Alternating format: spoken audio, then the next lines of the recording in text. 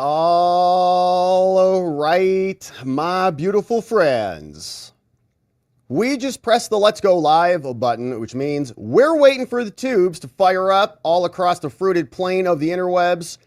And then we'll go ahead and get started because we've got serious business to attend to today. Hello, my friends, and welcome back. Before we dive into the full episode, let's have a preview on what is coming up. We had big news drop from the Department of Justice, the Office of the Inspector General today.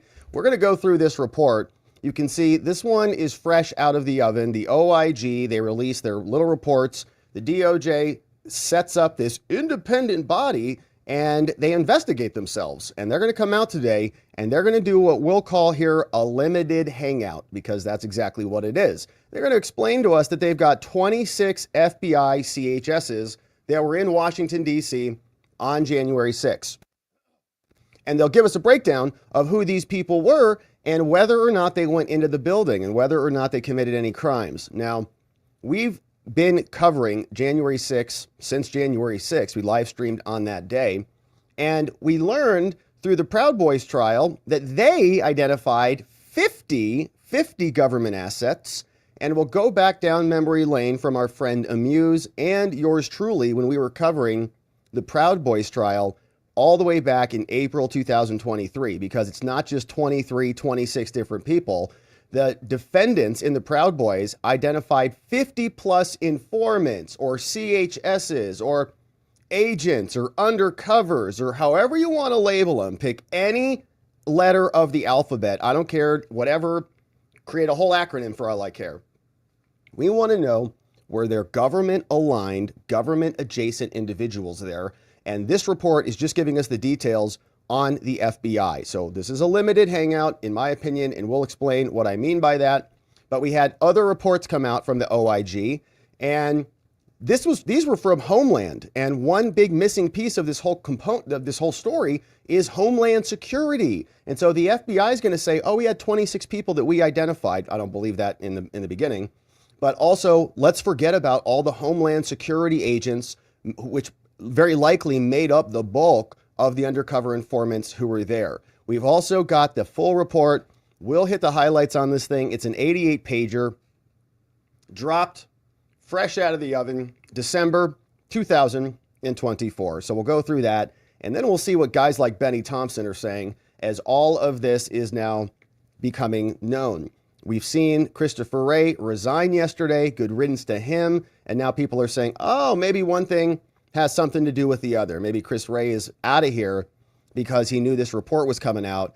And this, I believe, is just the tip of the iceberg. I'm certainly hopeful that the president does not come in and just say, oh, thanks for your report. I guess the case is closed here. President Trump should go in, and the investigation from the DOJ and Kash Patel at the FBI should double down. Then we'll talk about Kash Patel because he's getting huge support, very, very generous support from a bunch of attorneys general, 24 of them to be exact, have joined hands and submitted this letter to John Thune and Chuck Schumer. You can see all these different states are on here. Maybe your state's on here. We'll find out. Mine's not because our attorney general's a loser. But yours might be on there because you might have a better AG. But we'll go through that. Kash Patel's getting support, and some people are reacting to it, saying, what is the FBI going to do when they get illegal orders from Kash? And they're having a meltdown about it. We've got Stinky Swalwell and Brennan, who might be the most criminal person ever to exist in our CIA, who's now hitting the panic button on this. So we'll listen to that, listen to him, and then we'll wrap out that segment with some Jim Jordan business. But then we'll turn our attention to this pardon situation, because speaking of all those corrupt folks, are they going to be pardoned? The White House is saying, yeah, maybe. They might actually do it, and they're not willing to refute it. Remember, they had a big goof last time. They said, no, we're not going to pardon Hunter. And then, of course, they did. So now they're saying, are you guys going to pardon Fauci? Rather than saying no or not, they're saying, well, we don't really know about that. We'll let you know when we make that decision. And so that's Karine. And we'll see what she says about that and go through those pardons, because there were about 1,500 pardons that came out. And there were some people saying there's some Chinese spies and stuff in this batch. I'm not sure if they are in this batch, but they certainly were pardoned. But I think it was from an earlier batch because I went back and I found one of these clemency hearings, commutations for this Chinese spy. This is a wild one, but that was actually back right after Biden took office, right? Not long after that. So back in 2022. So some people are showing evidence that Biden is pardoning spies. I don't think it was in this tranche. I think it was in a prior tranche. So just keep that in mind. But here it actually is. This is the one that is getting a lot of attention. You can see he signed that back in November of November this year, 2024. Okay, so bunch of stuff happening. We'll go through it all. And then, of course, we'll hear from you, see what you have to say about all of this. We're very excited that you're here. Happy Thursday. You know what that means. Tomorrow is a Friday. It's great news. We're looking forward to it. It's been a busy week. We're not done yet. Now, before we get into any of the business on the day, you know what we got to talk about? Staying hydrated. Because most people know that it is essential to stay hydrated, right? 75% of Americans, though, still don't consume enough fluid daily. Maybe even yours truly. But we're working on it. Now, as we age, our body naturally changes, which makes it harder to stay hydrated, especially when there's garbage all over the place that we want to drink. That's where Native Path comes in with extra help. Native Path's Hydrate is not just another drink mix. It's a thoughtfully designed formula with BCAAs, all 9 essential amino acids to help with muscle recovery and overall vitality. 100% natural, can help refuel your body with electrolytes at the cellular level, designed in a way that other drink mixes are not. Many others have 1,000 milligrams of sodium, not Native Hydrate, just 230 milligrams. Free of artificial flavors, sugars, and dyes, 5 calories per serving, 365-day money-back guarantee. You can try it risk-free. Grab some today. Go to nativehydrate.com/Robert. Links in the description below. Native Hydrate can make you stay healthy and hydrated.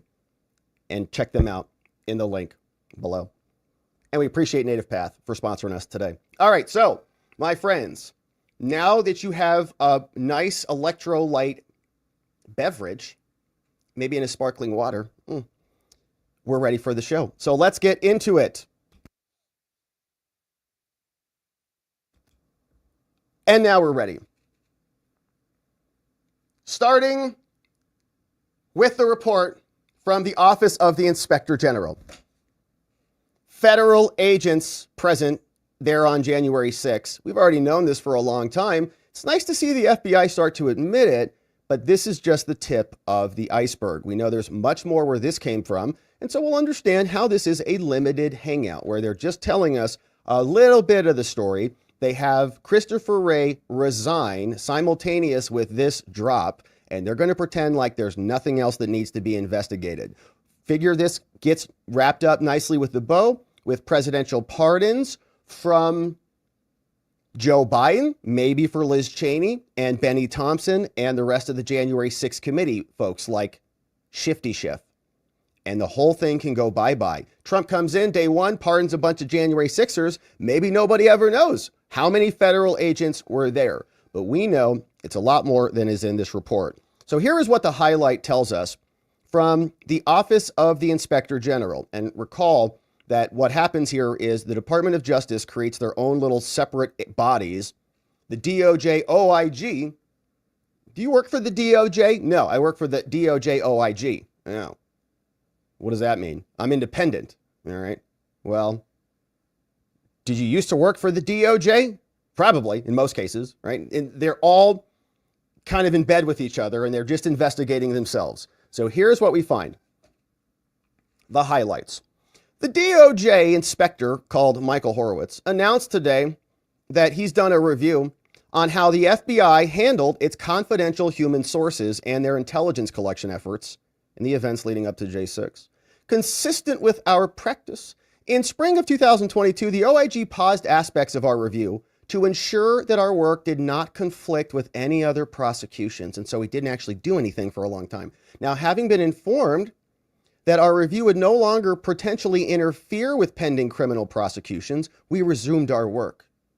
And so now we're cognizant that we've delayed this long enough, and now we're coming up with a report. we determined that an area that had not yet been thoroughly reviewed by other entities was the FBI's direction and handling of its CHSs in the lead up to and on January 6th. And we're going to pay close attention. Now, we're going to use a broad definition here. CHS, you might want to get very strict with that definition. Maybe a confidential human source is only a person who sat down with the FBI and gave them an interview, and there was a form that was executed, and there was an agreement that was signed, and everybody agreed he was a confidential human source, and he was cataloged, and their CRM is so-and-so. That's not what we're using here. We want to know, okay, that's a very convenient definition for the government, because that's going to be a small number. It's going to be very couple people who are just gone through all those hoops.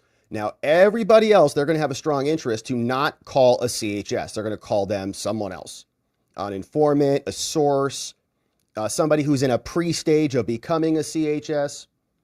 Pick a label, any label. You can have multiple alphabet labels for it. I don't care. What we're asking about is the effect of this person. Okay, was this an organic insurrectionist? Or was this a government adjacent, a government aligned individual who had a premise that they could engage in this behavior without consequence? That's what we want. They can call it whatever they want. We want details about that person.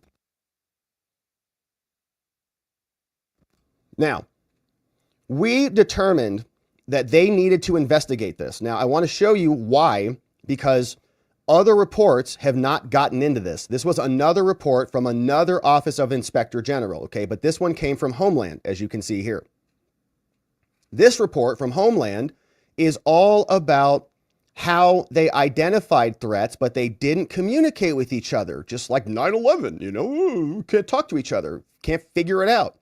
Did not issue any intelligence products before the breach, okay? This was another dumb report that was created by themselves to investigate themselves. Released March 4th. Oh, we all knew, everybody was warning about everything, but nobody prepared and protected the building. Maybe because they wanted it to happen, right? They were engineering it to happen, obviously. So this report, though, from 2 years ago, didn't explain the informant situation, the CHS situation. And it's by design, okay? Because as we're going to see, remember, a huge portion of the alleged federal agents who were there on January 6th came from this agency. They didn't come from the FBI. So they're bifurcating their investigation of themselves. Okay, Homeland, you guys go investigate these security failures. And here, do another dumb report on this, on the Secret Service. Okay, they came up with this one, July of this year. July 31st, they wrote, again, from the Office of the Inspector General, Homeland Security. See what they're doing here? They say, we're going to investigate something else. How about we investigate the Secret Service and their deleted text messages and how they failed everything on January 6th, right? And all these things. And how Clavicle Girl said there was an attack on the Secret Service agent, blah, blah, blah. Again, what is not included in this response? Homeland Security agents, informants, CHSs who were there. So they don't investigate themselves on a critical issue, which is how many people from them were there. Instead, they kick this investigation over to the DOJ FBI, because the FBI is under the DOJ, Homeland is not, it's its own separate agency. And they say, why don't you guys investigate the actual confidential human source problem? Okay, we won't look into that because they have all of them. The rest of them with the FBI, they'll say, well, there's not that many there. And whether the FBI exploited them and other available information to determine the nature of the threats in advance. And so we focused on the following topic, and here's what we've decided. The FBI took significant and appropriate steps to prepare for its supporting role, right? The FBI really responsible for it, kind of a Nancy Pelosi thing. The FBI recognized the potential for violence and took and deployed people. Now, the FBI did not canvass field offices for intelligence from their sources before January 6th, which could have helped them. And confusion and lack of coordination did contribute to their inaccurate report that they did what they didn't do. They said they did something they didn't do, which is talk to their sources. Now, no undercover FBI employees were there at the protests or at the Capitol on January 6th. Okay, no evidence that there were actual FBI employees or No showing that they had undercover employees in the various protests. Not there. So you can think of that like an actual formal employee, right? Getting a paycheck on salary with benefits, that type of situation. Now let's continue. Today's report also details our findings about FBI CHSs, not Homeland CHSs, who were in Washington on January 6. Our review determined that none of these FBI CHSs was authorized to enter the Capitol or a restricted area or otherwise break the law, nor were they directed by the FBI to encourage others to commit illegal acts on January 6. But our findings include the following. 26 FBI CHSs were in D.C. in connection with the events on J6. The OIG determined that 3 of those CHSs had been tasked by FBI field officers to report on specific domestic terrorism cases who were possibly attending the events on J6. One of these 3 entered the Capitol during the riot. Now, it's our opinion, having read the transcript from Wray Epps' testimony, that he went into the building. And you can read it yourself and make your own conclusion on that. That's our opinion on it. And it was very muddled testimony by design, because as soon as they realized he was going that direction, they're like, cut the tape. The other 2 entered the restricted area around the Capitol. Now, 23 additional FBI CHSs were also in Washington, and they attended the J6 events. But we determined that these CHSs did so on their own initiative, and they were not tasked by the FBI field offices to attend the events, right? So like they didn't get a formal email or a task in their to-do list software. Okay. Of these 23 CHSs, 3 CHSs entered the Capitol and 11 entered the restricted area around the Capitol. The remaining 9 who attended the events on J6 did not enter the Capitol or the remaining restricted area or otherwise engage in illegal activity. Now, although many of the 26 CHSs who attended the events had provided information relevant to the January 6th certification before that day, the source's information was no more specific and was consistent with other sources that the FBI and its Washington field office had received about the potential for violence. So they provided nothing new. A few of the 26 CHSs also provided information about the riot as it occurred. Now, our review did not identify any potential critical intelligence in the FBI's possession as of J6 that had not been provided to or otherwise known before J6. We made one recommendation, which is just to review your procedures, and the FBI agreed with the recommendation. Just review your procedures so that you can determine present potential domestic security issues. So nothing, basically not a recommendation at all. Now, remember, we know that there are many more people who are there.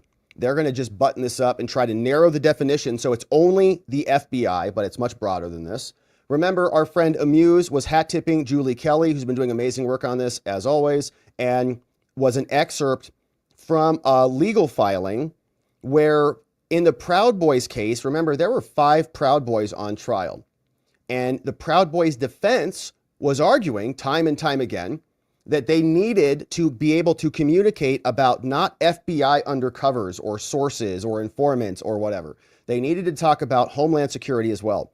But now, with trial almost over, this is a defense motion, and opportunities to examine in the Proud Boys trial, most government witnesses all but non-existent, the defense has learned that FBI informants and sources were vastly outnumbered by informants, CHSs, and plainclothes operators representing other law enforcement agencies. Okay, FBI were vastly outnumbered by other law enforcement agencies. So they'll just give us this, oh, there's only 26 FBI agents. Okay. Well, there were only 5 Proud Boys and 5 or 6 Oath Keepers. So the government-aligned individuals who were there outnumbered the so-called insurrectionist groups. If there's 26 informants there and there's 12 Proud Boys plus Oath Keepers, give or take, they're outnumbered 2 to 1 at least. Now, that's just by the FBI. Then you have all of everybody else, okay? An agency called Homeland Security Investigations, also according to the Proud Boys, seemed to have played a major role in the handling and the running of CHSs. This new information is exculpatory. Body cam videos worn on J6 by undercover Metro PD officers show the undercover officers cheering the demonstrators. They're there saying, go, go, go, stop the steal. Whose house? Our house. Undercover operatives were planted among the protesters as instigators, not just observers. And just this past weekend, the defense learned that there were at least 10 to 12 additional, previously unknown, plainclothed MPD officers among the Proud Boys. This brings the total number of informants among the defendants to around 50 or more. And there are reasons to suspect the true number is even higher. And Representative Clay Higgins has made that point as well. And we talked about another filing. This was the Dominic Pizzola motion, short clip down memory lane. This was back from April 12, 2024. This is Pizzola's motion. Let's turn the volume up on that. Oops, I was trying to click it in the for multiple Brady violations. Oh, wait, that's bad. That the defendants of Proud Boys are now aware of at least some 50 undercover informants among protesters on January 6th. But the government is withholding information regarding this exculpatory evidence. The government has the evidence. They know who they are. They know what they were doing. They know who they were working with. The defense says, wait a minute, you're blaming us and our clients for being a part of a massive conspiracy. It sounds like they were a subset of a bigger conspiracy. The federal government had tabs on everything that was going on. And so we may have questions about some of the evidence that the defense sent to these CHSs because it might prove to exonerate them. But if we don't know who those sources are, then we can't demand and go investigate those texts or those messages in the Telegram groups to exonerate our clients, right? And there was a big discovery battle over this. And remember, the government kept saying to the defense, well, the government's not using Homeland Security. They're not going to be introducing those people as witnesses or evidence or anything. And so they only need the FBI to make their case. And the government did only need the FBI to make their case. They did. It was DC, voted 93% for Kamala Harris. So it was a foregone conclusion. Very easy for them to exclude Homeland. We never got any evidence of that in the court of law. So this is not going to be the end of this. Now, what is a limited hangout? What is this? What is this 26 all about? According to a former CIA individual called Victor Marchetti, a limited hangout is spy jargon for a favorite and frequently used gimmick by clandestine professionals. When their veil of secrecy is shredded, they can no longer rely on a phony cover story. They actually admit it, sometimes even volunteering some of the truth while still managing to withhold the key and damaging facts to the public. The public, though, is usually so intrigued by the new information, they don't even pursue the matter further. They just wrap it up and close it out. While used by CIA and other intelligence organizations, the tactics have become popularized and they're happening all around us. So they'll try to button this whole thing up. Meanwhile, what we have is the report itself. So let's hit some of the highlights inside and zoom in on this thing.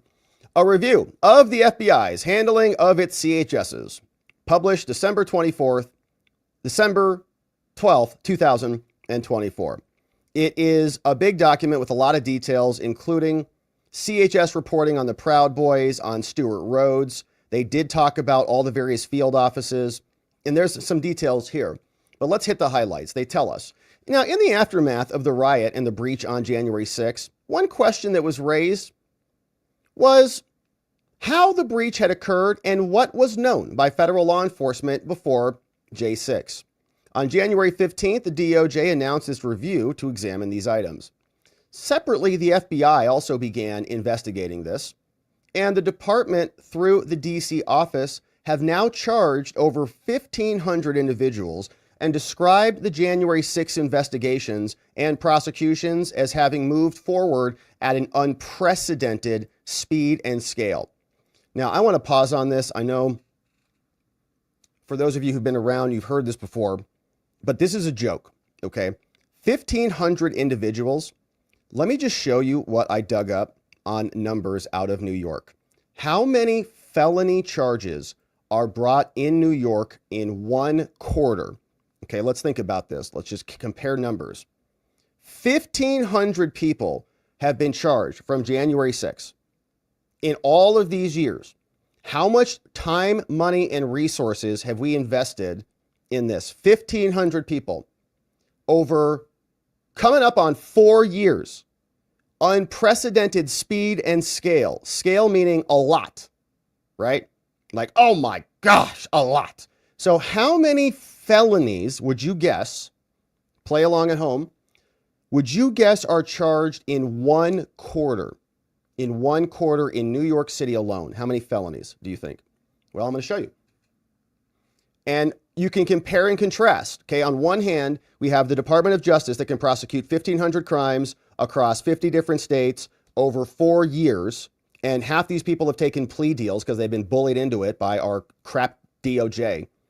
The others are moving to trial in a totally benign, totally favorable jurisdiction for the government. 1,500. The whole Department of Justice and basically the whole FBI, all of their budgets for the the whole government, the whole country, 1,500, and they're whining about it. Speed and scale. Now watch this. How many we'll do per quarter and then per month. We'll see if New York can beat them in 1 month of felonies, 1 month. And by the way, I know this is taking forever, but in this case, half of these are not even felonies, okay? Like a big portion of these are just misdemeanors, but we're just going to call them all felonies. We'll call it all felonies. All right, just to show you. Here is what we've got from New York. How many criminal cases are prosecuted in New York? Well, you can go right over here.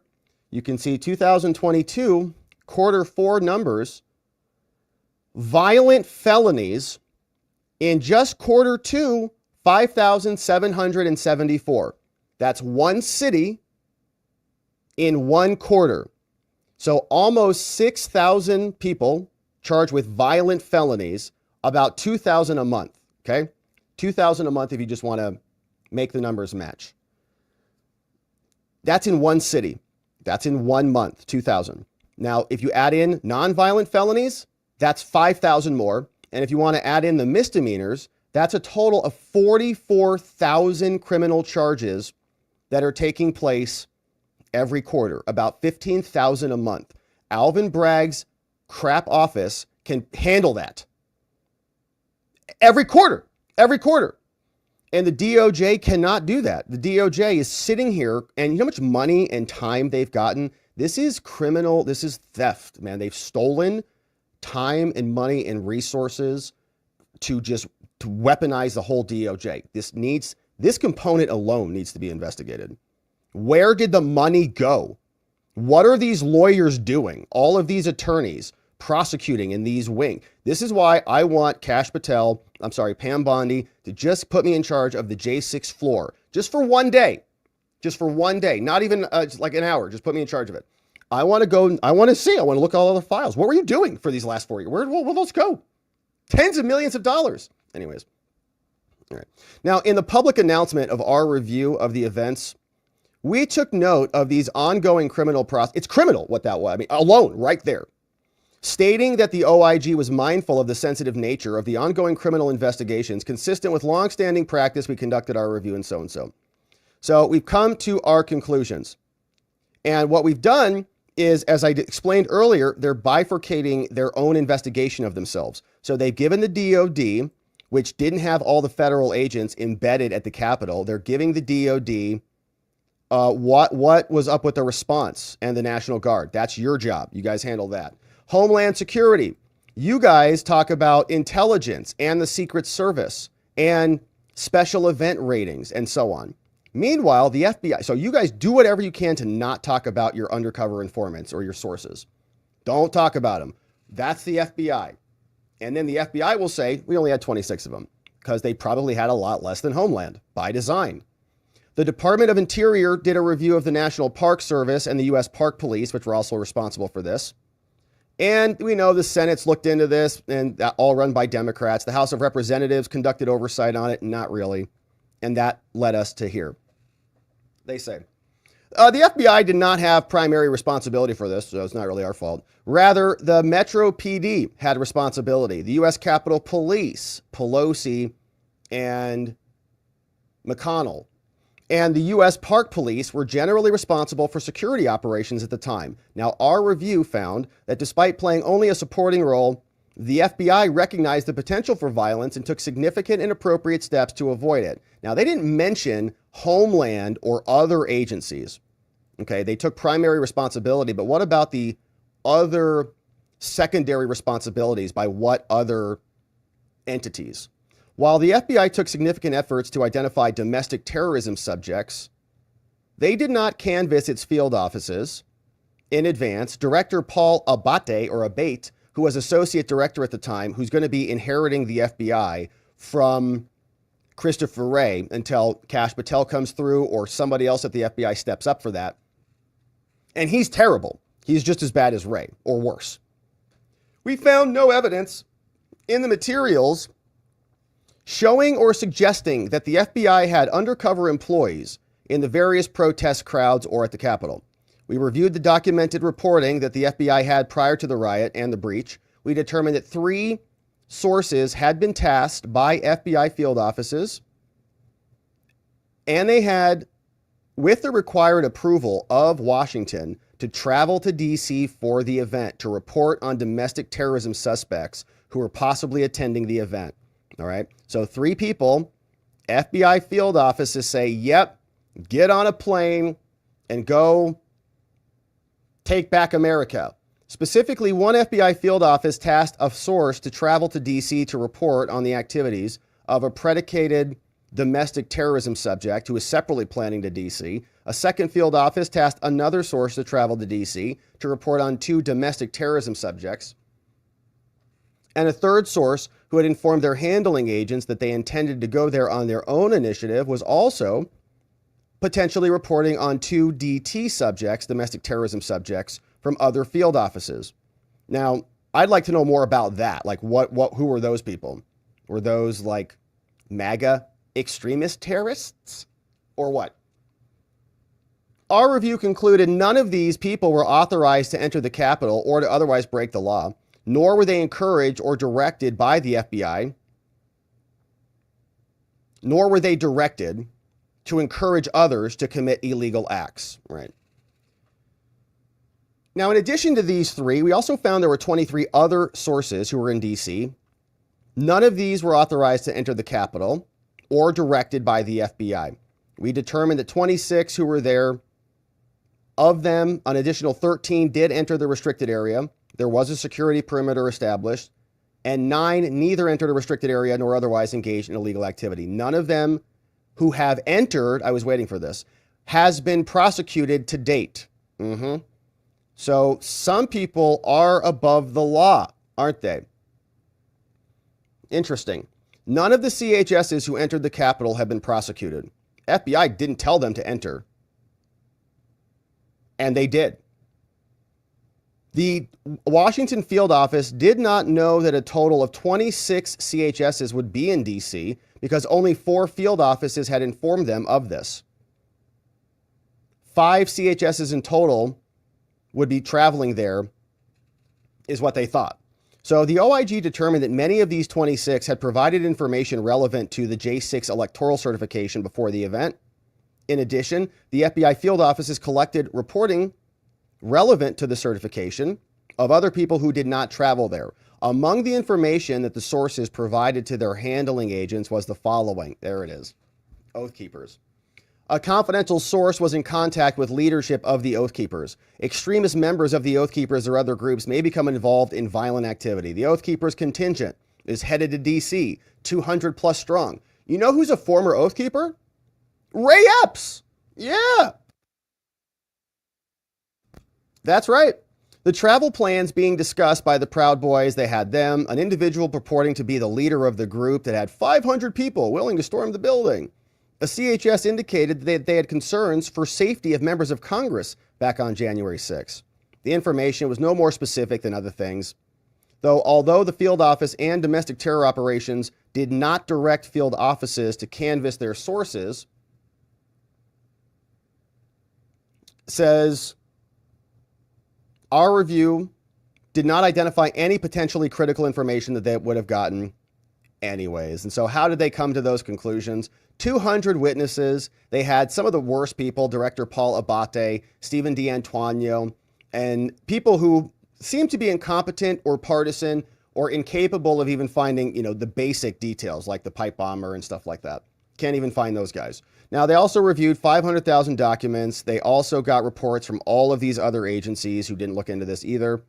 And the report goes on for 88 pages on how they did the rest of this. And so, of course, the full report is available from them. Let's see how they wrap it up. If there's any appendices or conclusions, their recommendation is that the FBI assess the processes to be better prepared next time, so that everybody knows what their responsibilities are between their field offices and their headquarters, and then make formal determinations whether your sources are coming to events like this, so you have better tabs on who they are. FBI was sent a formal response, and it's attached down here. And so looks like the Washington field office is responding to this. Thank you, your dedication to this important matter, and we'll do better next time. So the limited hangout continues, and we know there were many, many more people there who were working behind the scenes to ensure this whole thing went down. And the people who covered up a large part of the original inquiry were the people on the January 6th committee, guys like Benny Thompson and Liz Cheney. Now, the question is, will Joe Biden preemptively pardon them?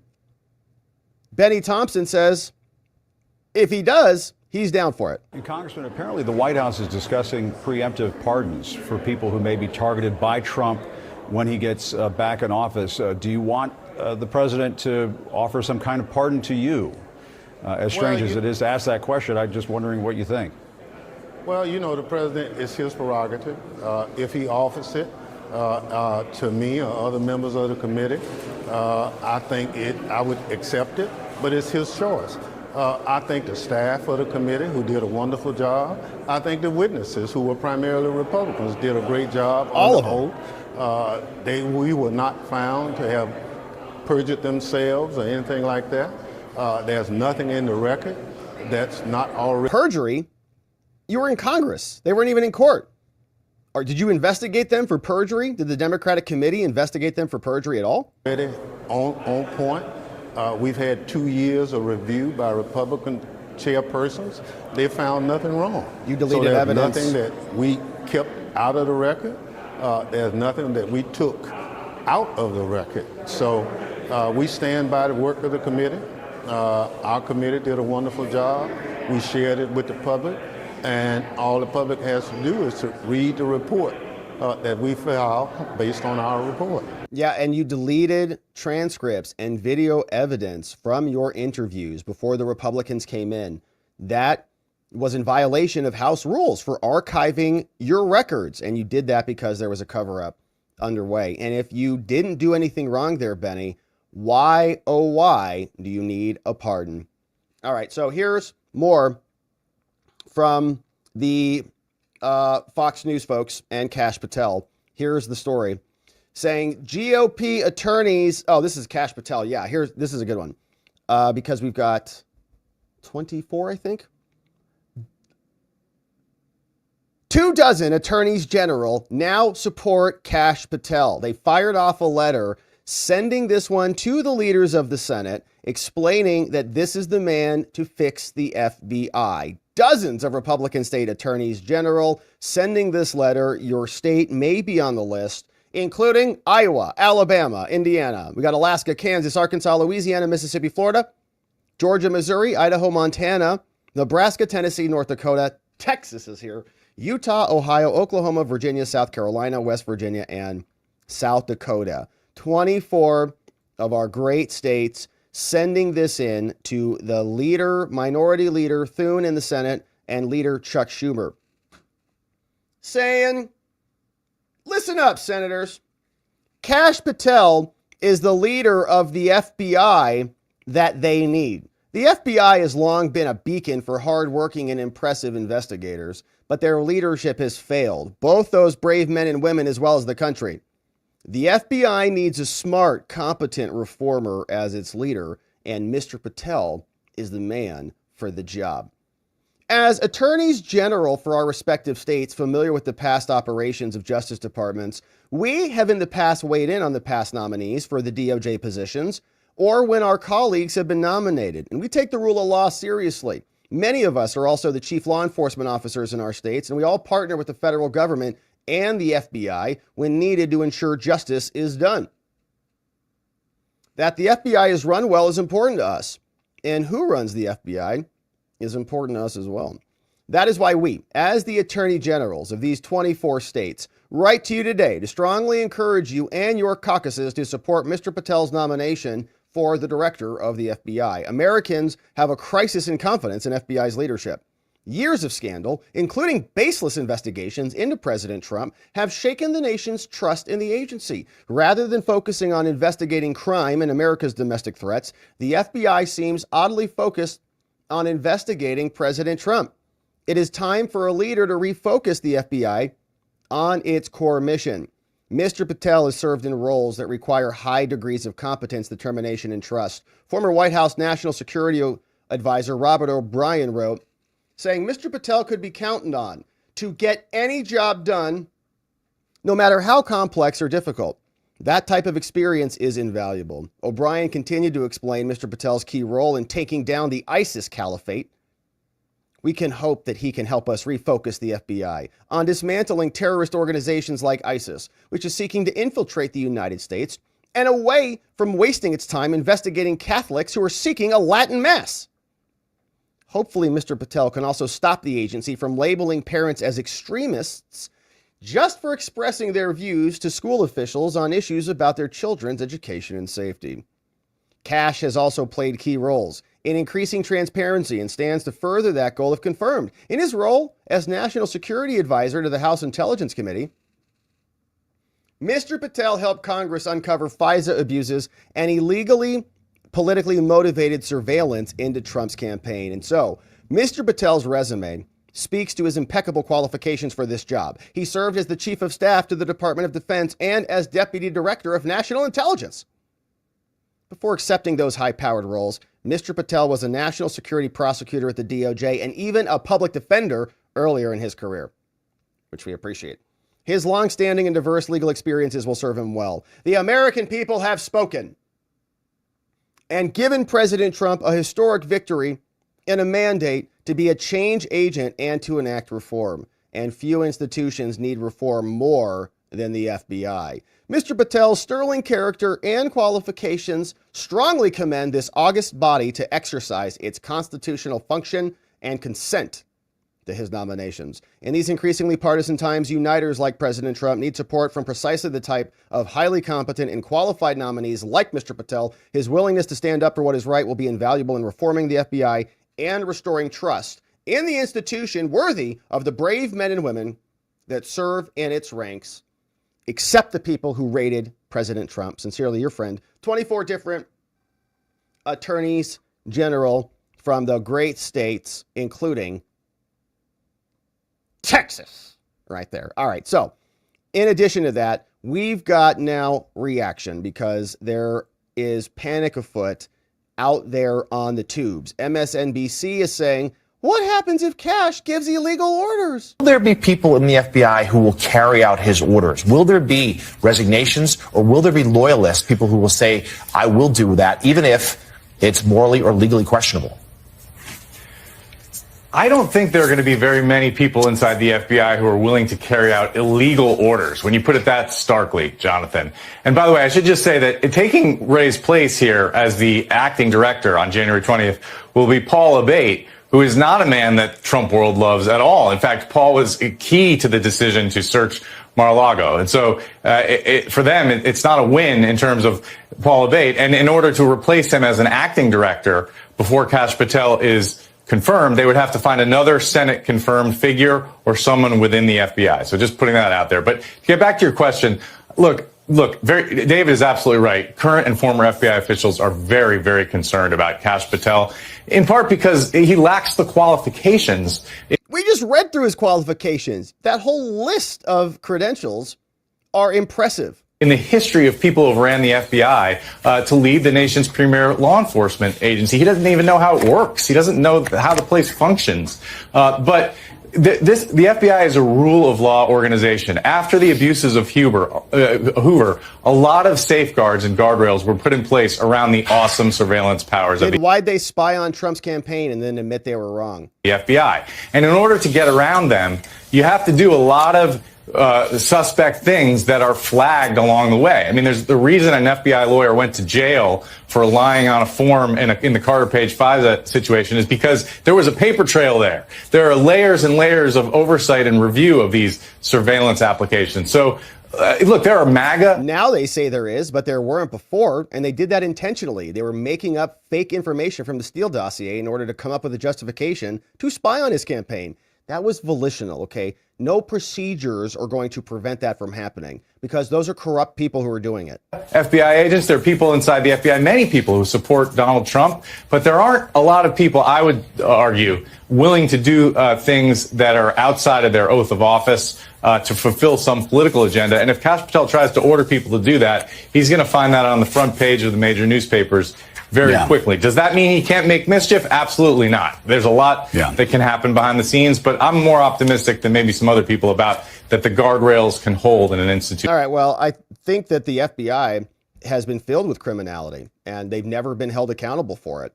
So what we're hopeful for is that Kash Patel goes in and investigates those people who are violating their position of power. They're given a sacred duty to act with integrity, not politicize and weaponize the FBI to go after their opponents. Remember Lisa Page and Peter Strzok, those two FBI lovers sending each other's text messages? Well, stop him. It'll never happen. We'll stop him. Okay, that was through and through the FBI. They said they did some minor reforms and they, have new forms now and somebody checks their homework. But that's not good enough. And Christopher Wray and the old way of doing things is now going to go bye-bye. So Eric Swalwell was also talking about this, saying that he's going to have civil lawsuits that are going to continue to pursue. He's going to pursue against the president. I'll tell you, I had lunch. Here's the other J6 cop who lost his election. Lunch with Harry and some of the other officers today with Speaker Pelosi. And I wanted to just share with them, obviously, gratitude during this season of thanks, but also that I am not going away. Adam Schiff and others are not going away. A whole new crop of leaders like, Dan Goldman and Jasmine Crockett and Jared Moskowitz, they're not going away. But I still have a January 6th lawsuit joined with other January 6 officers that's not going away. And we are actually proceeding. And just in the last week, we deposed some of the highest ranking officials in the Trump administration, some who are going back into the Trump administration. And so we are headed to trial. And there is precedent that does not allow Donald Trump to get rid of this while he is president. So we are still seeking accountability. And so as long as the American people stand tall, for fairness and justice and equality, I'm going to stand tall. And so I need, people at home to be just as strong as people like Harry Dunn. And we're going to get through this. I think there's also precedent that says it has to be paused. So we have to look into his lawsuit and see what stage it's at. But we'll keep our eye on that one and maybe incorporate that into the rotation to see where it's going, who he's interviewing, and how the Trump presidency will impede that. But they're still latching onto it. They really have nothing else to say. And did you hear his list of people? Jasmine Crockett, Dan Goldman, those are their superstars? Oh my gosh. It's rougher than they even know. Now, here is John Brennan, one of the most corrupt people of all time, who helped to create that 51 laptop letter, which was clearly CIA propaganda. And how do we know that? Well, the CIA approved it before it was published, and they approved it in record time, and signatories to that letter, as we know, although Michael Morrell disputes this, were paid. They were paid contractors by the FBI, according to a congressional report. And they used CIA and CIA facilities. They used their facilities, they were paid, and their publication board approved the letter before it went out. It was a CIA piece of propaganda, and they smeared a foreign adversary and blamed them for it. It was criminal as well. Now he's panicked that repercussions may be coming. I think it's going to be very difficult, and I'm very disappointed that Director Wray decided to resign. I think Director Wray has carried out his responsibilities with integrity, professionalism during very difficult and challenging times over the last 7 years, and he was appointed to a 10-year term, and he accepted a 10-year term. It's a cap. It's not a mandatory term. It's a limitation. It's a ceiling. It's not mandatory for him to serve 10 years. You know that, liar. Term. And right now, his decision to leave tends to legitimize what Donald Trump is doing in terms of appointing someone else. I don't think it would be any problem if he stayed in place and had Donald Trump remove him. I mean, that certainly is a president's prerogative, even though there is a 10-year term on the FBI director role. But by doing this, I do think it's going to leave the men and women of the FBI sort of wondering what their future is going to look like, particularly if somebody like Kash Patel, a real sycophant of Donald Trump, is actually going to get through the confirmation process. So although I respect Director Wray, and I'm sure that his decision was based on how he evaluated the impact on the Bureau and the workforce, I just think that was a decision that should not have been made at this point, and he should have stayed through the transition to the new administration.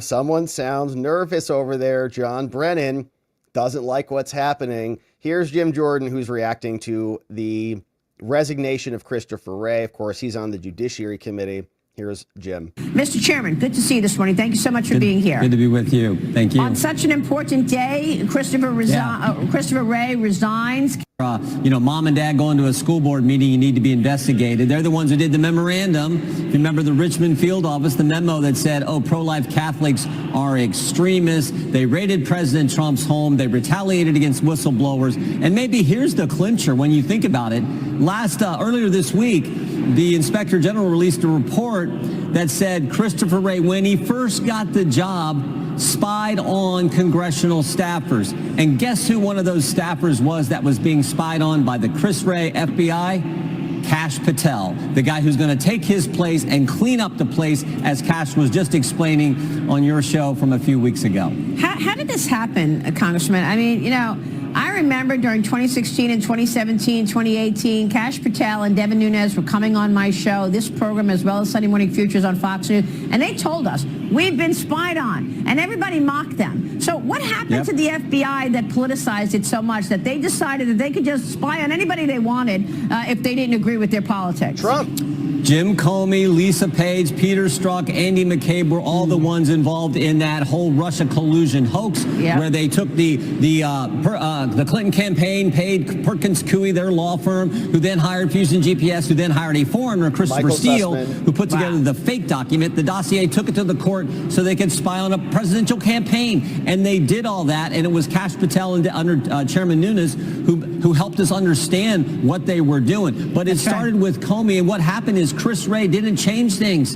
He just basically kind of kept it going along.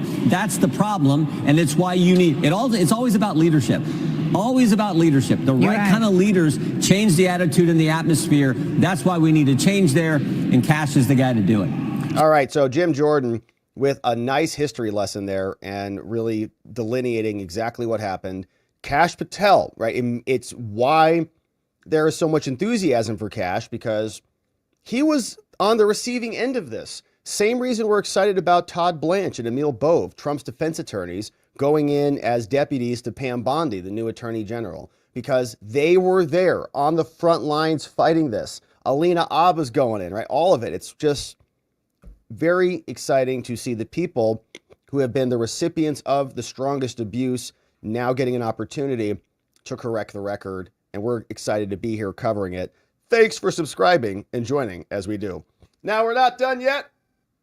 Speaking of these people who are in big trouble now, we have one additional question for them.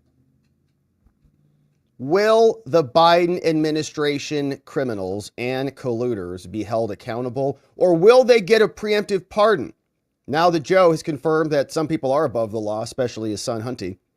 What about Fauci? What about Liz Cheney and some of the others who are the worst of the worst over this last epoch? Here is what Eric Doherty clipped for us, courtesy of Karine Jean-Pierre out at the White House, refusing to deny the possibility of a preemptive pardon for these very problematic individuals. Some of the names that have been floated around preemptive pardon solutions, it would just be such an unusual, extraordinary step. We talked about in the news, we've seen Liz Cheney, Dr. Fauci. You're talking about the preemptive pardon. Right. I understand you don't want to get ahead of the president's thinking, but are any of those names wrong or still? Can you tell us? I mean, do you want to tell us anything about? It would be a bad move on my behalf if I preempted the president or previewed anything that the president was thinking about, considering, and so this is something that he's going to talk with his team about, and I just don't have anything beyond that for you. Okay, so it's not a no. They were pretty unequivocal when it came to Hunter Biden. Remember? Oh, no, we're going to follow Jerry. No one's above the law. President respects justice. All those things never happened. Of course, they were lying the whole time. Now they've gotten a little bit sneakier on this. You can even see it right there in her face. She's like, she knows. Oh, crap. She's like, I'm getting pardoned on Friday. Are you kidding me? I have no idea. Yeah, right. Okay, so we'll see if she gets one. We'll wait for that one. But today, the president did pardon 1,500 other Americans. And there were some things saying that there were some juicy people in here who got pardons. I'm not sure. I haven't gone through all 1,500 people. I did find some posts on X saying that there were some Chinese spies in here and so on and so forth. They did release the full list here. You can see a bunch of people on the docket.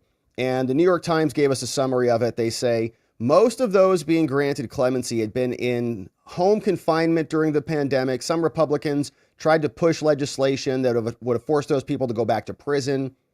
And so 1,500 people were pardoned or commuted. 39 people were ultimately pardoned. And what I did see floating around, there were reports that this included Chinese spies. But what I actually found was those Chinese spies were pardoned and commuted earlier. So back in July 14, 2022, this guy, possession of CP and PDF files. So you can see, not good. 97 months in prisons. Shan Lin Jin, he got clemency from Joe. Ji Joquin, January 25th, 2023. Conspiracy to defraud the United States. This guy, Yanjun Zhu, 240 months in prison, conspiracy to commit espionage, and that was a 2022 charge. 20 years in prison for espionage in Cincinnati, and then Biden commuted that one. Now, this was part of a deal with the Chinese, and you can see Yanjun Zhu right here was convicted, and Joe Biden commuted that puppy. They shipped him right back over to China. Signed this one November 22nd, 2024 this year.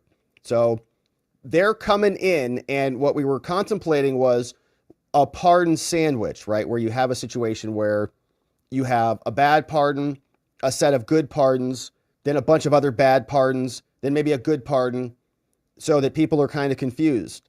You're almost hiding in plain sight. Right? We talk about the Hunter Biden pardon. We talk about these 1,500 other people pardons, but we all kind of forget about Yanjun Zhu, who is a Chinese spy, clearly, who has now been shipped back off to China. So we'll keep our eye on it. But 1,500 people, they say they were serving their sentences at home. The Americans have been reunited with their families, and a bunch of people got clemency. He also, in 2022, gave a bunch of people other clemency. So you're kind of, you're hiding the needle in the haystack. You pardon a bunch of people, throw some really bad stuff in there, and then the New York Times forgets about or doesn't talk about the other stuff in the context of 1,500 pardons. So another question went over to Karine about some of this. Here's what that sounded like. And so they're going to continue to review clemency petitions, he and his team, in normal course, and certainly they want to further the criminal justice reforms in a manner that advances equity and justice, promotes public safety, supports rehab and reentry, which is all the things that I said at the top, and provides, again, meaningful second chances. And so they're going to... All right, and so we were looking at some other things, and apparently this was another story from the Chicago Tribune. Biden commutes sentences of two of Chicago's area's most notorious fraudsters, right? So we're talking about kind of hiding in plain sight.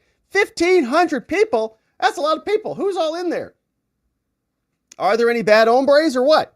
President Joe Biden on Thursday got two of these. Former Dixon comptroller Rita Crundwell embezzled $54 million from a tiny town to fund a lavish lifestyle. Man, that's a lot. 54 million? Nobody notices that? A comptroller? Okay. Eric Bloom, the one-time leader of a Northbrook management firm who defrauded investors for $665 million. Wow. The decisions in the clemency petitions were announced in the massive list, 1499. Biden's orders don't wipe out their felony convictions, but it does end their sentences immediately. Crundwell, 71. He pleaded guilty in 2012, and she admitted she stole $53 million for over a decade. Incredible. She was sentenced to 20 years in federal prison, but she had petitioned a federal judge for early release, poor health, and COVID. I've done everything in my power to be a model inmate. Never a day goes by I don't regret my crimes. She'd served about 8 years behind bars, and she got a pardon, right? Now, that's different. She's been in jail behind bars. Hunter Biden never went to jail at all. Bloom, meanwhile, the one-time head of a Sentinel group, was also convicted in a jury, secretly began exposing, asked my assistant. He was sentenced to 14 years. He's been serving prison as well. His sentence was due to expire in May, and so Joe Biden released him. And so I wonder if they have any donations to Democratic PACs or to Joe Biden's campaign. I don't know. So those were a couple of the pardons, 1,500 of them in total. I'm expecting we're going to get a lot more. Kareen's probably on the list. She's like, I'll take one. If you're handing them out, I'll take one. We'll see what drops next. Thanks for subscribing, my friends. We'll see you back here when they do. All right. And so, my friends, it's been a beautiful stream. If you're just joining us, let me give you a quick recap on what we talked about up at the start of the show. We did go through the most recent Office of the Inspector General report from the DOJ, had a lot of criticisms on it. It is a narrow report. The scope of this document excludes all of the others that also had people there, and they give us a limited hangout of 26, 23 or so total CHSs who were there on scene. Then we talked about a trip down memory lane, the Proud Boys trial, and what happened there. We refreshed our recollection on some of the other reports. We looked at New York crime statistics and explained how in just 1 month, there are more felony charges in 1 month in New York City than all of the January 6 cases combined in just 1 month. But New York City can handle it every month, month after month, 1,500 a month, 2,000 a month, 1,500 a month. They can handle it. Our DOJ and FBI, for them, it's like climbing Mount Everest. They've never been capable of doing it. We also read through the report, some of it, hit the highlights. We already know there are federal agents all over the place. We don't need to see the details on how they're only identifying the ones they want to share with us.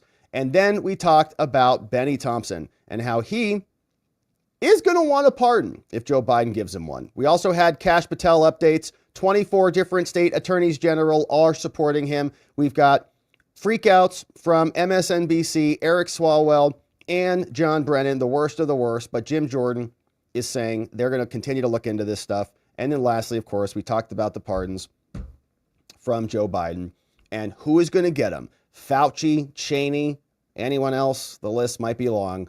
We'll see if it happens, and we'll be here when it does. And now, my friends, it's time to hear from you and want to see what you say about all of this. I saw some great donos come in. My friends, thanks for supporting us with your super chats and your memberships. We're very grateful to have you. Hey, Crisis at the Border is here. What's up, Crisis at the Border? And as soon as we're done here, of course, we're going over to our members only after party. And if you're looking for a little more content, we do great members only streams in the morning. We had a great stream this morning where we talked about a bunch of other fun stuff. And so we have a great community, both on YouTube and on Locals. We'd love to have you join us over there.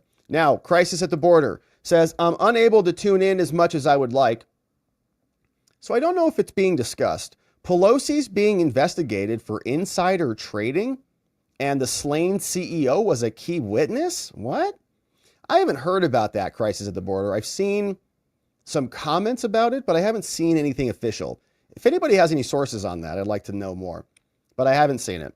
I have heard insider trading. Like on X, I've seen comments about it. But where is this being sourced from, or who's the... I'm interested. I mean, they would explain a lot, but she does a lot of stock trading, and she does well at it. Well, who knows? Hey, here's one from Spud says, is Santa Claus behind all the drones in New Jersey? Even NORAD can track him, but not these drones. How come? Santa is a deep state surveillance operative. He sees you when you're sleeping. He knows when you're awake. He's inside all your Telegram groups, trying to steal your cake. Something. I couldn't find a rhyme. All right, so thank you for that from Spuds. All right, this one from John. Hey, Glocky, John McGarvey's clipping for us. Glocky sharing this one. The FBI is amateur hour. The Pentagon has an undercover army of over 60,000 people all around the world, including in America and in large corporations. And don't forget the Pentagon also got caught illegally spying on Americans using military technology to track people who were talking bad about Milley and other generals. The Pentagon has its hands in J6. 100%, yeah. And Trump told Milley and the Secretary of Defense to secure the Capitol. Pentagon reportedly is running a secret army of about 60,000 people around the world. That's a great article from 2021. Interesting. Thank you, Glocky. Knox is here. Hey, happy Thursday, all. Happy Thursday, Knox. Harris County has 29 district courts, with each court carrying a felony caseload of between 1,200 to 1,500. Okay, at a time. Each court, 29, one court, 1,500 felonies consistently. 50,000 inmates live in our jail, and that is obviously not including all the defendants out on bond. Isn't that crazy? It's a city of people. City of people, like a college university of people in jail. It's crazy. And so hopefully, I think Knox is confirming what a joke this is. It's absolutely a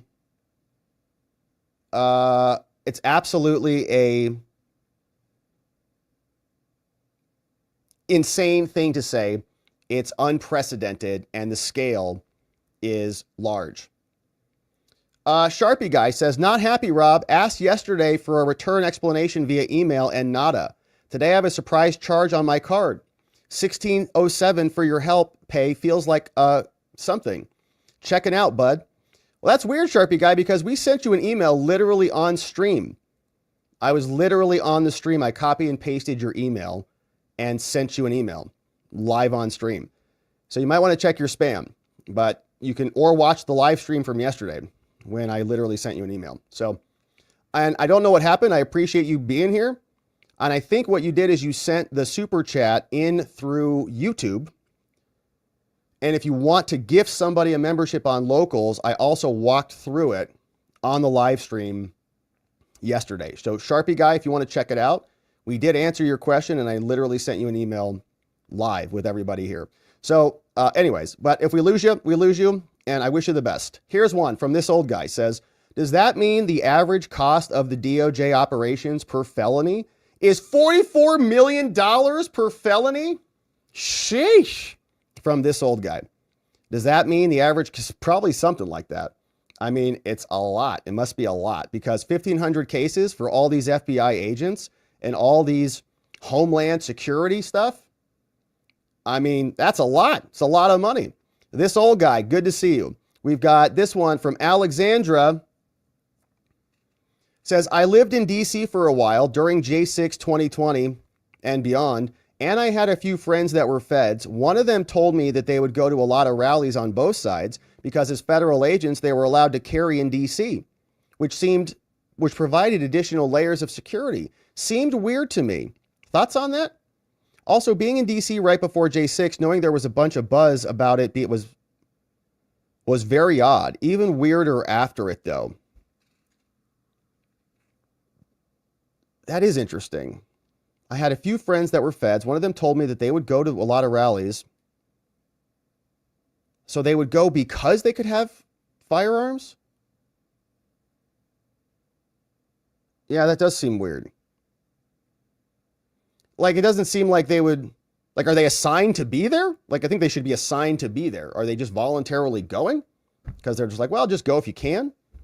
I don't know. I think it should be a little bit more organized than that. You just don't want a bunch of people running around with firearms that you maybe don't know are there. I think that was part of the concern that we saw in the report that we just read. It's like people don't know where their assets are. Do you have agents there or not? Do you have sources there or not? Like, let's not just show up if you can be there. Like, are you on assignment or not? Does anybody know you're there? What's the deal? Right? Thank you, Alexandra. Thanks for the comment. I'm sure it was wild. Here's one from PowerCell on Rumble. Says the CIA can't operate domestically. We'll find out HSI has been operating as a legal domestic version of the CIA. Reform is needed. Yeah, I think that's right. See, HSI is this other unaccountable agency. Mayorkas doesn't show up and answer any questions about it. Everybody defers to the FBI is only for prosecuting crimes. HSI is for setting them up, and they can keep them separate, and they're in separate agencies. So by design, they've got different functions, right? Homeland is really like the domestic CIA. It's a great analogy. Fred Pedamonte says, number one lie, FBI lawyer never went to jail or was disbarred. I think there was one other guy who was. His name's escaping me. What was his name? Sussman did not, but there was that other guy, Kleinschmidt, something like that. I can't remember his name at the moment, but there was some other guy. Hey, Philip Butler says FBI leaders will have enemies within exposing them. Yeah, I think that's right. Kash Patel's going to have his work cut out for him. Kevin Kleinsmith, says K-Bean, with the assist. Kleinsmith? Man, it's so good. Thank you, K-Bean. Yeah, it was Kevin Kleinsmith, right? And it was a process crime. It wasn't that he did anything wrong by rigging a collusion operation. It was that he kind of lied on a form or like said something that was dishonest. So like they got him on something that wasn't even necessarily related to it. So it was like a slap on the wrist. It was nothing. He got probation or something or went, jail for like a short time, I think, and he was out. I think that's right. Kleinsmith didn't have to go to prison. He didn't serve any time at all. Like, was he arrested? Anyways, yeah, it was a joke. It was a joke. I remember it was a joke. Rick Donner says those are the sentencing dates, not pardon dates, Rob. On those original, okay, gotcha. But they were still pardoned, not today. Is that right? I think. Thank you, Rick D.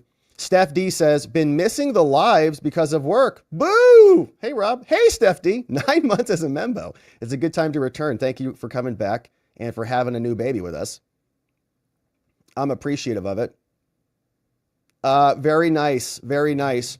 Hey, what's up? He quibus. Biden pardoned a Chinese guy that had 47,000 child files. Yeah, PDF files on his computer. I know. And it wasn't even Hunter, if you can believe it. Angel says, Rob, I sent you the link about Pelosi 3 days ago. You never read what I send you. Jeez. You never read what I send you. Well, if you send it here, I'll read it. But if you send it to my email, yeah, it's unlikely that I'm going to open it on the show and all of that. So just drop it right here, right in the chat. We'll open it. Knox says, yes, the DOJ is a joke. We run those numbers every day, it says Knox. It is a joke. It's like, oh my gosh. And they're patting themselves on the back like they're doing hard work. It's like, are you kidding me? My law firm could have handled 1,500 cases in 4 years? You nuts? It's ridiculous. It's a joke. And we didn't have a $1 billion budget or whatever the FBI and the DOJ have. Gosh. All right, Pam Ragland says, I was in a meeting last night about the OC California ballot counting. It was confirmed the mail-in batches were about 54% Trump, some random, a few for Harris, until the UOCAVA overseas ballots came in by the thousands, all 90 for Harris. They got 4 of our 5 House seats. All were red, flipped blue with those ballots. Lots and lots of voter issues, and we are planning what to do next in Orange County. And so another one from Pam Ragland. Thank you, Pam, for sending that out. Very appreciative of that one. Glad to have you. And yeah, and amazing. Okay, so let's say hello to our friends on X. And as we were going through those, I just pulled this up. Yep, I emailed Sharpie at 5:07 with a nice link to it. And I explained everything that happened on the stream. So just confirming that. All right, so that is, my friends, some good stuff here. Let's see what's happening over on X. Fred Pedamonte says, Mr. Brennan, sir, the director serves at the pleasure of the president. TJ King says, Rob, based on your past reporting, the number of J6ers charged with violence was roughly 80. So now we're finding there were more feds in the crowd. Many confirmed by the IG to have committed crimes, yet the DOJ denied it. They weren't arrested. J6 defense was denied info too. Good comment. Pray for Trump is here. What's up? Says a confession by an FBI asset who was there. And yeah, that's an interesting post. Thank you, Pray for Trump, and our friends on X for dropping those comments over on X. We're grateful for you, my friends. And Tex Rick is here. Says, well, Rick here is never leaving Rick here is never leaving our community, Rob. You're stronger than I could ever be dealing with the likes of me. Thanks for being dependably here every dang day, yo. Thank you, Tex Rick. Man, I appreciate that. I appreciate the yo at the end too. It's, it's like, bro, 100%. I dig it. Thank you for the comment. Well, Rick, I appreciate it, my man. Thanks for being a membo. Thanks for supporting us, Text Rick. Angel says, I don't even have your email. I sent you a don't know with a description and a link. I don't even have your email. I sent you a don't know with a description and the link. Oh, a dono, like a dono? Well, if it comes through as a dono, of course I'll read it. But if it's a link, if the link is not on point with the show, like if you send in a link and it's not on point and we're in the middle of comments, it takes a lot of time to pause and go and look at a new link. So I do it on rare occasions. So that might be why, Angel. If it's not related to the topic, then it's unlikely we'll read it. Alexandra says, another weird one was during that time was that I texted one of the Fed friends to ask if anything was going on in DC a few nights before J6, because I had a helicopter circling my apartment complex for like an hour and a half that night. And he said, in preparation for January 6th. That one is still unsettling for me. Yeah. Yeah, I don't, those people don't have to like know the plan, right? But they're just kind of there. And then stuff happens because they only are on a need to know basis, right? Then stuff goes down, other people start it, and then it is unsettling. The whole thing was very unsettling because they did it. It should be unsettling. Thank you, Alexandra. This old guy says, the FBI DOJ budget is $67 billion. Oh my gosh. Gosh, crazy. 67 billion. It's a lot. Yeah, that's who I meant. No jail, disbarment, or probation. That's who I meant, says Fred. Kleinsmith? I got to look at that one again. Yeah, I got to look at that one. Sharpie guy says, no, nada. Nothing back to 12/7. Well, I'm looking at the email like right now. Here, I'll pop it out for us. I won't put your email on the screen, but I'm looking at it right now. I sent it at 5:07 to your email at a Gmail account. The title is called Subject Locals Gifts ! From my email, robert@spotlightlawyer.com. I'm happy to send you another one. In fact, I'll do it right now. Watch this. Here, let's see if you get this. I'll send it right now. Hey, Sharpie guy. Rob again. Hope you're well. Thanks for your support. And here. And let's see, here you go. Is there any identifying information on this right here? Maybe a little bit. All right, I'll send this to you. Okay, here it is. Coming your way, Sharpie guy. Coming your way. All right, this one from Mrs. T. Rush. CHS in this case is an actual agent provocateur. In this case is an actual agent provocateur from Mrs. T. Rush. I'm sure they were there. And don't mind me says not even disbarred. Okay, law license was suspended for a year. Interesting. Okay, so yeah, we got to refresh our recollection on that one. And yeah, Sharpie guy, maybe I have a wrong email for you. So drop your email in the comments. I sent you a link, and then watch the after party yesterday because I explained. I sent the email in the after party yesterday and explained everything, presuming you were there. So I'm glad we got to clarify that, and we can still love each other because I love you. All right, so now, Donut, thank you for that. And we appreciate you guys. We appreciate you being members, and I want to make sure you're happy as best we can. So we're thankful for that. Thank you, Sharpie guy. Hopefully it came through. All right. Now, my friends, we will leave it there on the day. Thanks for being amazing people. Thanks for being here. Thanks for all your support and for joining us when we go live. And thanks for inviting someone to come over here and join us when we do go live so they can participate in this fun experience that we have here together. Don't want them to be left out. All right, so we'll leave it there, my friends. Now, tomorrow, Membos, we'll be back in the morning for our members-only streams. We're going to our after party right now. YouTube friends, if you're a new Membo on YouTube, grab the members-only after party link to the Telegram on Locals, to the Telegram link on YouTube, community tab section. Scroll down, grab it there. We'll see you in the after party. Otherwise, my friends, we're coming back here tomorrow, and it's going to be a Friday, and we're going to get into it again. But in order to do that, we're going to need to see you right back here so that together, with your help, we can shine that big, beautiful spotlight of accountability and transparency down upon our system with the hope of finding justice. Make it a beautiful night, my friends. Sleep very well. I'll see you right back here tomorrow. Bye-bye.